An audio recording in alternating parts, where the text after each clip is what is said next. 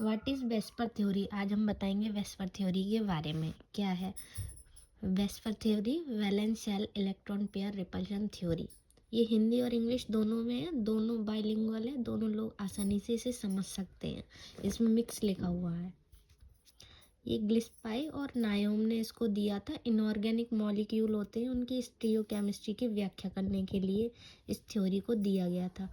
इस थ्योरी से क्या समझाया जा सकता है या क्या इसका फ़ायदा है? जो मॉलिक्यूल की शेप होती है और बॉन्ड एंगल होता है, उसको आसानी से इसके द्वारा समझाया जा सकता है। और इसकी जो पोस्टुलेट्स हैं, छः छः हैं। ये पहली वाली है, जो कोई जब यदि किसी मॉलिक्यूल में जो सेंट्रल एटम होता है उसके चारों ओर बॉन्डेड इलेक्ट्रॉन पेयर होते हैं, तो इस प्रकार के मॉलिक्यूल की जो सिमेट्री ज्यामिति होती है वो रेगुलर होती है, क्योंकि इलेक्ट्रॉन के मध्य रिपल्शन अधिक होता है। और हाइब्रिडाइजेशन होता है, ये है sp2 sp3 sp3d sp3d2 और sp3d3।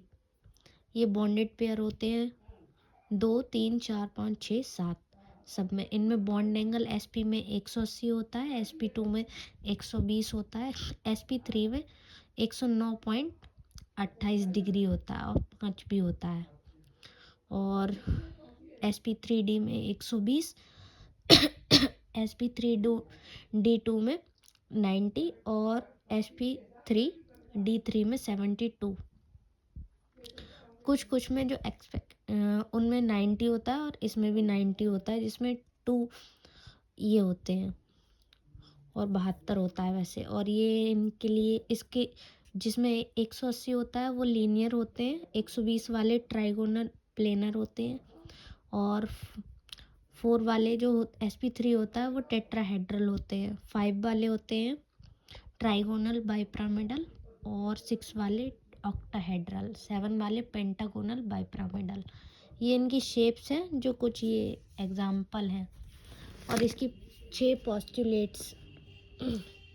ये सेंट्रल एटम में वैलेंस शेल के सभी इलेक्ट्रॉन पेयर एक दूसरे को रिपेल करते हैं, और अणु ऐसी ज्योमेट्री एडॉप्ट करता है जिसमें इलेक्ट्रॉन पेयर रिपल्शन मिनिमम हो, और लोन पेयर का रिपल्शन बॉन्ड पेयर से ज़्यादा होता है।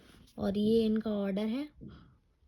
और जो मल्टीपल बॉन्ड होते हैं वो एक ही इलेक्ट्रॉन रीजन माना जाता है उनका, जिससे उनका रिपल्शन सिंगल बॉन्ड में थोड़ा ज़्यादा होता है। और मॉलिक्यूलर शेप जो होती है उसको बताते वक्त सिर्फ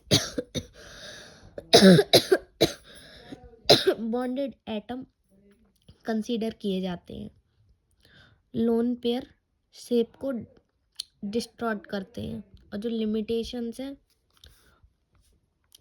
ये 3-4 लिमिटेशंस हैं इसकी।